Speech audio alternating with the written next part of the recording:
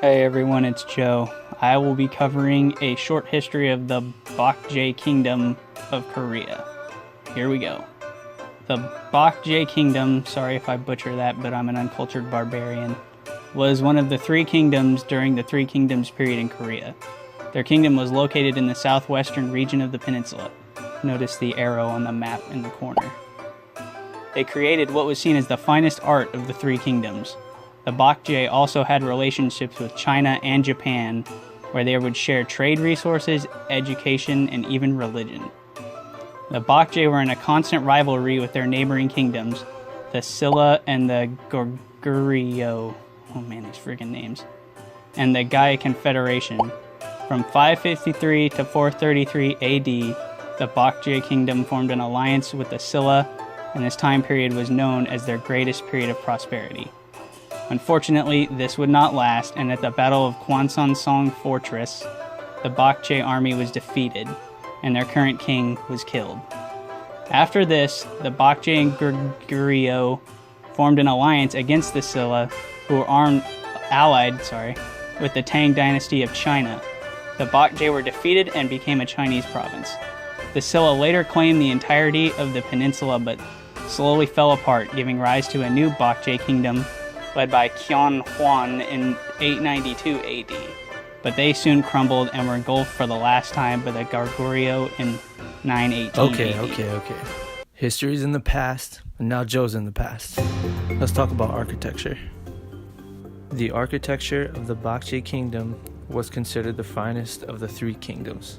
Unfortunately, most of this architecture came under destruction due to warfare with the Silla, Goguryeo, and China over the centuries. The largest Buddhist temple in East Asia was the 17th century CE Muruk Temple at Iksan.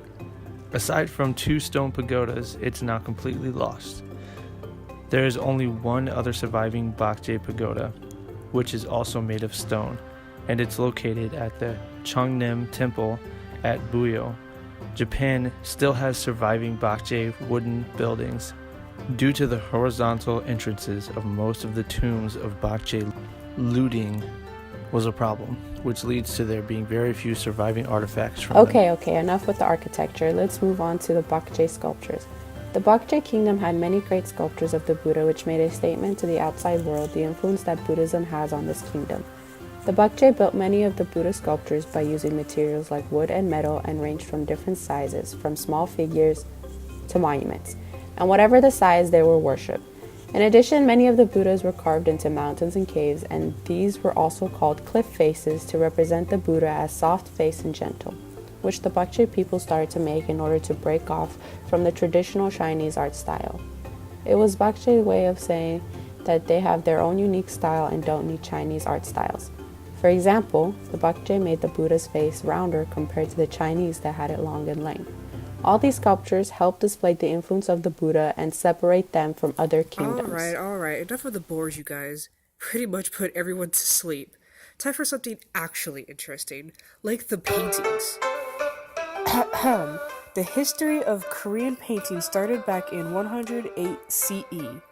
The influence of Korean art was Chinese paintings, though the subject was Korean landscape, facial features, and Buddhist topics, with an emphasis of celestial observations in keeping with the rapid development of Korean astronomy.